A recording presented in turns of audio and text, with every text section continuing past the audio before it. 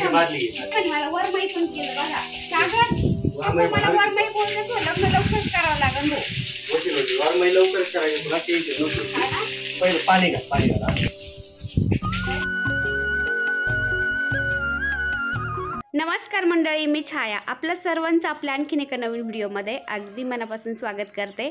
तर आणखीन एका नवीन दिवसाची मस्त अशी सकाळ सकाळ सुरुवात झालेली आहे। व्हिडिओला पण मी सकाळी सुरुवात केली आणि बरेचशा ताई बोलले होते की ताई तू आता जिमला जाती आणि मग सकाळचं रुटीन तुझं कसं असतं, तू कसं सगळं मॅनेज करती। तर चला म्हणलं आजच्या व्हिडिओमध्ये मी तुम्हाला दाखवते पण आणि सांगते पण। तर सकाळी 5 वाजता उठले मी। 5 वाजता उठल्यानंतर कोमट पाणी पिले, त्यानंतर मी आंघोळ केली आणि आंघोळ केल्यानंतर बाहेर आले, झाडून घेतलं, पाण्याचा सडा मारला आणि आता मला पीठ पण मळायचं होतं। म्हणजे जिमला जायच्या आधी मी पीठ मळून ठेवत असते, कारण आमचे गहू थोडेसे वेगळे आहेत, विकत घेतलेले आहेत ना नातेवाईकांच्या इथून। तर काहीतरी 20-20 काहीतरी ते गहू येत ना, तर मला वाटतं काही वेगळे पण असू शकतात, कन्फर्म मला पण नाही माहिती। पण ते गव्हाचं पीठ आहे एकदम असं ज्वारीच्या पिठासारखं आहे। त्या पिठाला अजिबात चिकनाई नाही, म्हणजे चपाती व्यवस्थित लाटता पण येत नाही, लाटली तर ती तव्यावर व्यवस्थित टाकता पण येत नाही, इतकं डेंजर पीठ आहे। त्यामुळे पीठ असं लवकरच मळून ठेवावं लागतं। आणि रात्रीचं झोपताना मी किचन असं क्लीन करून झोपत असते ना, सकाळी उठल्यानंतर किचन असं क्लीन पाहिलं ना तर दिवसाची सुरुवात इतकी भारी होती ना। सगळं घर एकीकडं आणि आपलं किचन एकीकडं, म्हणजे किचन जर क्लीन असेल ना तर आपली अजिबात चिडचिड होत नाही। चला तर मंडळी, आम्ही चाललो आता जिमला, सागर मी। तर थोडंफार काम उरकून चाललंय आणि बाकीचे धुण्याला आवरायचं। तर सकाळ सकाळ असं कामाची घाई गडबड असते ना, खूप पटपट आवरावं लागतं, नाहीतर मग एकदा गाळ पडलं ना ते पुढं काम मग लेटच होत जातं आणि मग काही केलं नाही, आवरत नाही। तर चला आता पटपट जाऊन येतो आम्ही। चप्पल झालं दादू तुझं? खोलू गेट?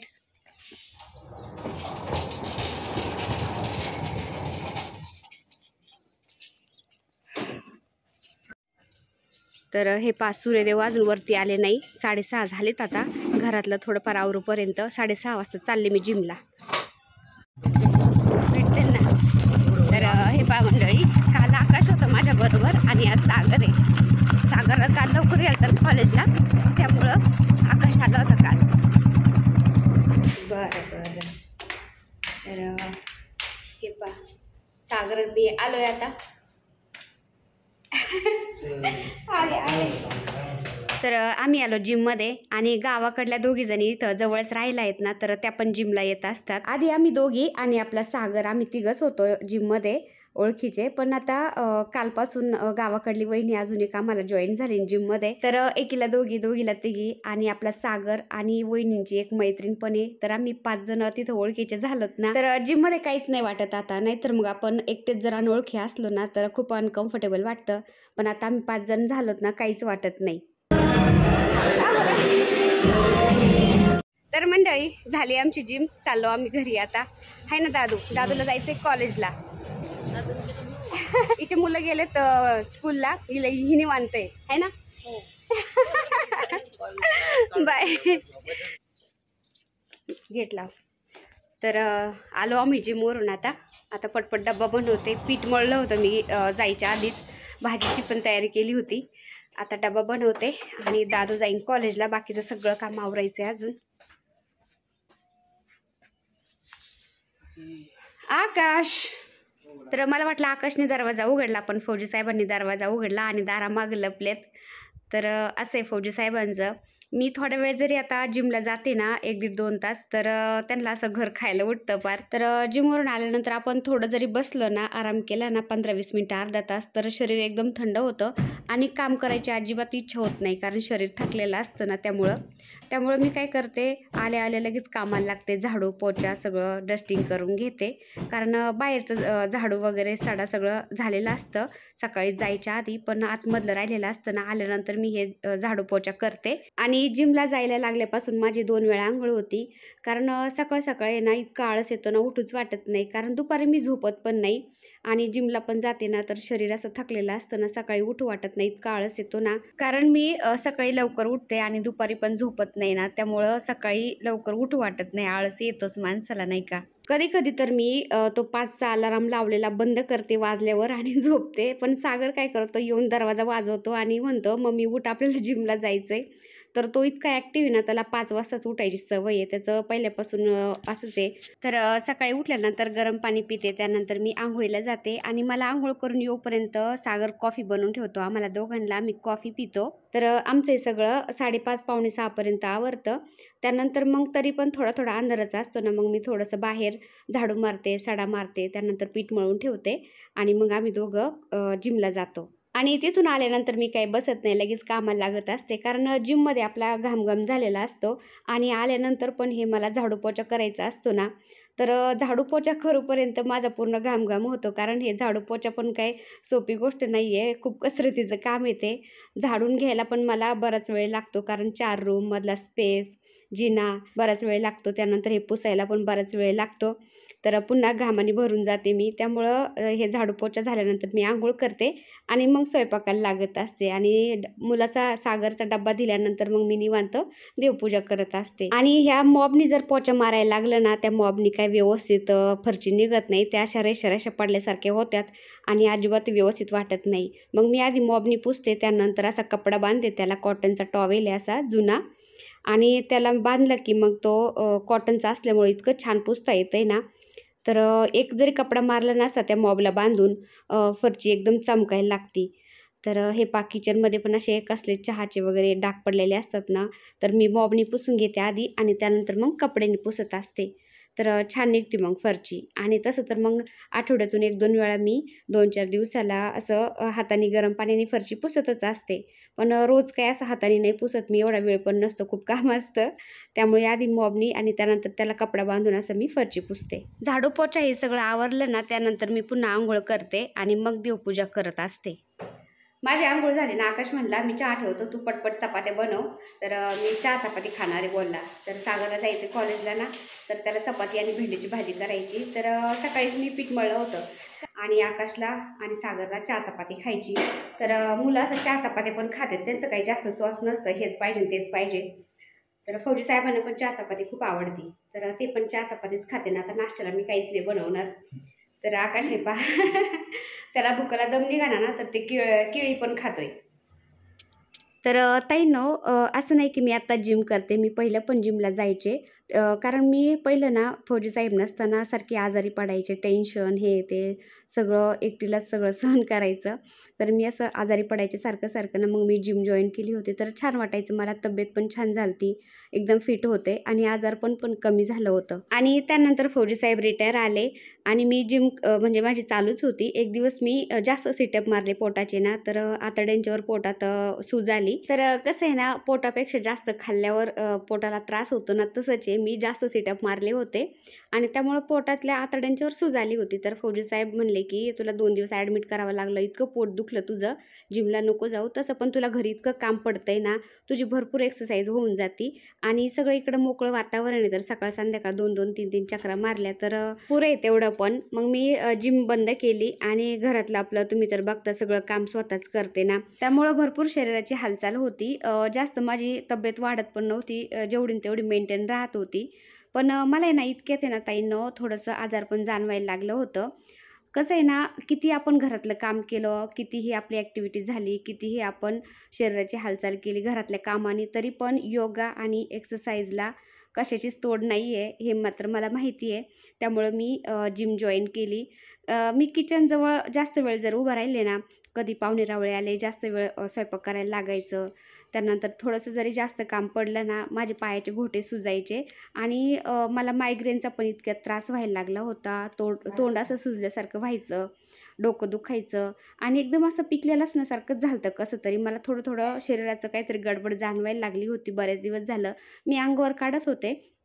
पण ताईंनो, कसं आहे ना, मी माझ्या आईची अवस्था पाहिलेली आहे. तिने कधीच स्वतःकडे लक्ष दिलं नाही. काम नुसतं काम करायचं आणि स्वतःच्या शरीराकडे तिने दुर्लक्ष केलं. शेवटी माझ्या आईचा बीपी लो झाला, तिला सांधेवात झाला, तिला चिकनगुन्या झाला आणि आजारपणातच ती गेलेली आहे. तर तिची अवस्था काय होती ना, मी पाहिलेलं आहे. पण तेव्हा परिस्थिती पण खूप वाईट होती ना, तर ती असं व्यवस्थित दवाखाना करू शकत नव्हती. असं पण होतं.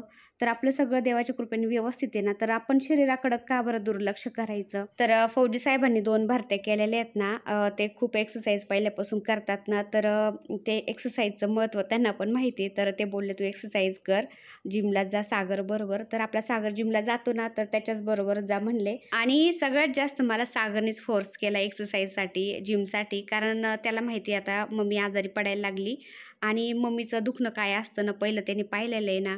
तो लहान असताना तर म्हणला, "माझ्याबरोबर तू जिमला चल.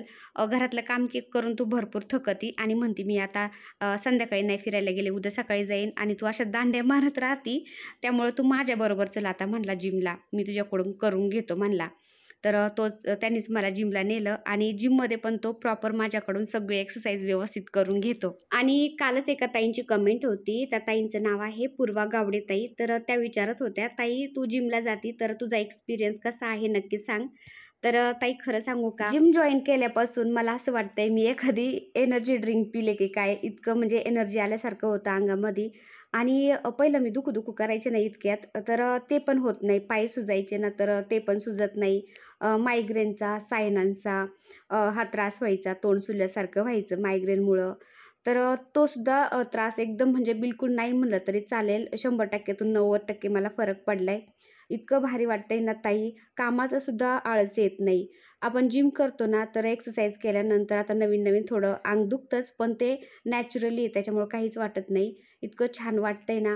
तर कसं आहे ना ताई, आपण म्हणजे आपलं शरीर चांगलं वाटतंय आपल्याला, चांगलं आहे तोपर्यंत आपण आपल्या शरीराकडं अजिबात लक्ष देत नाही आणि जेव्हा आजारी पडतो ना, तेव्हा आपल्या शरीराचं महत्त्व आपल्याला समजतं. तर शरीराचं महत्त्व मला माहिती आहे ना, त्यामुळे मी लवकरच जागी होते आणि लगेच एक्सरसाइज चालू करते.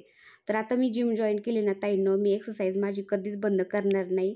कारण भरपूर आजारपणातून मी गेलेली आहे. माझ्या आईचा अनुभव पण मी पाहिलेला आहे ना, त्यामुळं शरीराकडे अजिबात दुर्लक्ष करायचं नाही. एक वेळ अशी येते ना, आपल्याकडं भरपूर पैसा असतो, पण शरीर साथ देत नाही. शरीराने साथ दिली नाही ना, तर पैसा असून पण आपण दुसऱ्याचे मोहताज होतो. त्यामुळं मला चांगलंच म्हणजे माहिती आहे, अनुभव पण पाहिलेले आहेत समोर. त्यामुळं वेळीच आपण आपल्या शरीराची काळजी घ्यायची. शरीरच आपली प्रॉपर्टी आहे. त्यामुळं ताईंनो खरंच म्हणजे स्वतःची काळजी घेत जा. तर हे पहा इतकं वारं सुटलंय ना आज, वाऱ्यामुळे ना फुलं कसे खराब झालेत हे बघा. मी नेहमी म्हणते ना, वाऱ्यामुळं फुलं खराब होतात, खराब होतात. तर असे फुलं खराब होतात. वारं सुटलंय, फुलं तोडायला उशीर झाला ना जरा, तर सगळे फुलं खराब झाले आता.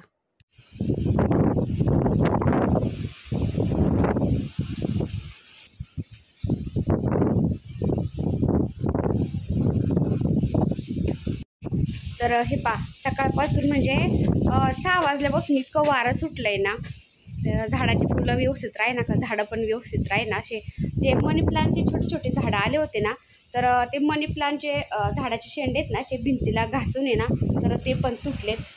झाडच व्यवस्थित राहीना, इतकं वारं आहे. तर काय माहिती एवढं का वारं सुटलंय आता. चला कपडे धुवून घेते आता.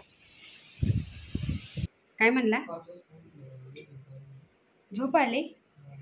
तर दादा आलाय कॉलेजवरून, म्हणला मी खूप थकलोय, मी झोपवतो थोडंसं. तर हे पहा वारं इतकं आहे ना, अवतार डेंजर झालाय. हे पहा सागर त्याला म्हणलं उठ थोडंसं.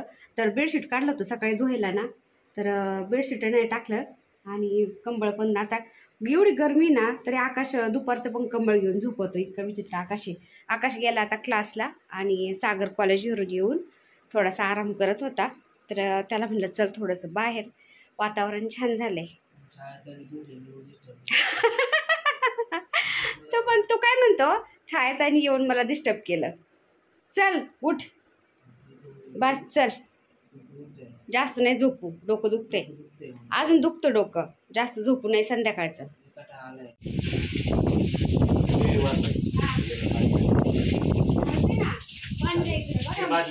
मला वरमाई पण केलं बघा सागर, मला वरमाई बोलतो, लग्न लवकरच करावं लागेल भाऊ. वरमाई लवकर करायचं, तुला टेन्शन नको. पहिलं पाणी घाल, पाणी घाला.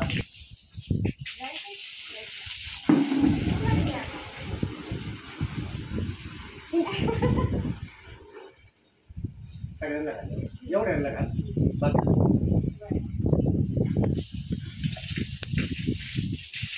तर सकाळी मी त्या झाडाला पाणी घातलं होतं, पण काय म्हणतात ते ना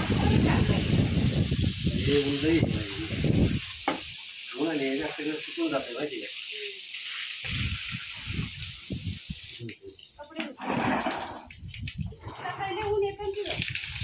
सकाळी लय अवघड होतं. 8 वाजता तर एकदम कडक ऊन लागत आहे. पण आता जरा उतरलंय.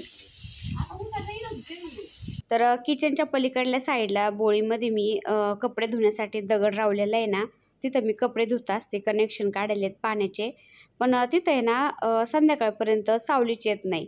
सकाळी म्हणजे सूर्य उगवल्यापासून सुद्धा ऊन असतं ना, तर संध्याकाळपर्यंत ऊन असतं. तिथं सावली येतच नाही. त्यामुळं म्हणलं आता इथंच मी समोर कपडे धुते.